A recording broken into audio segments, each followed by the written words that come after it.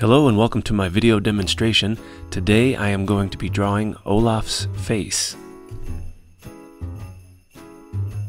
Whenever I am learning to draw a well-known cartoon character, I always look for their model sheets on the internet. You can do that by searching Olaf model sheet. When I did, this is an image that I found and it looked very good. This looks like it came from the Disney studio, so this will be our model for today.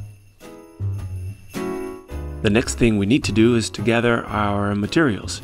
We're going to need a pencil, an eraser, and some paper. Before we get started, let's take a look at the model sheet and observe. What does Olaf look like? What's the shape of his head? What are the shapes of his eyes, his nose, his front tooth, his smile? All this needs to be taken into account before we start to draw. As you watch me draw, the camera will be going in a very fast motion to save on time. I just want you to observe the first time through. Just watch how I do this, and then you'll be able to attempt it on your own. But the first thing we're going to do is attempt the first shape on the drawing, which is the main shape, the head.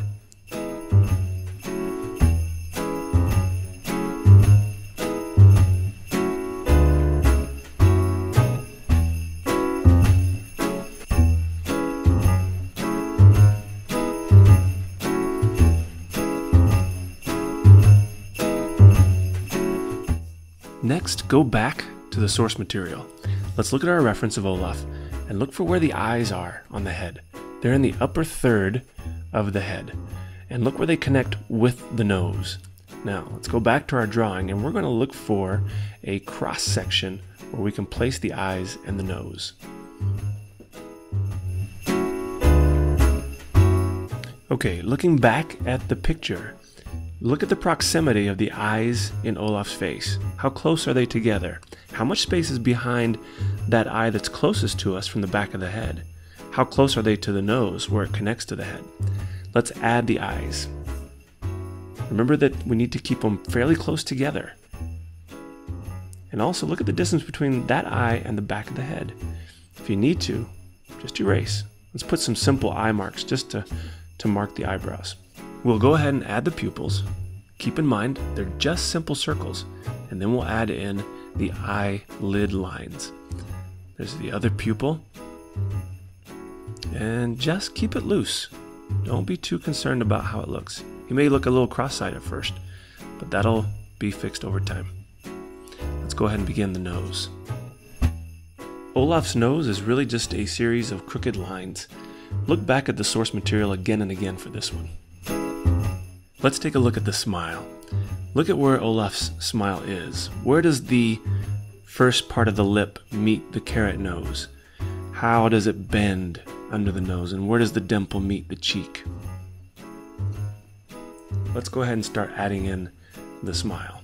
We'll put in a few lines here to mark the cheekbones and the dimple, and then we'll develop that curvature and then add in the big tooth. At this point, it's time to clean up a little bit. We made a lot of marks, we made a lot of guidelines, so let's take some of those out and let's start darkening some of the lines that we really like. So we're going to erase some of these and then take our pencil and start darkening the lines that worked for us.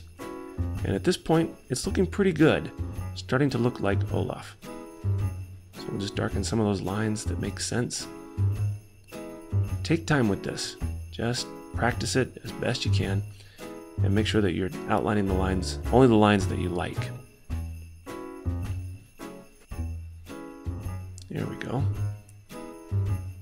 Looking more and more just like Olaf. We'll add the lines to the carrot nose at this point, and we will then start to develop the eyebrows.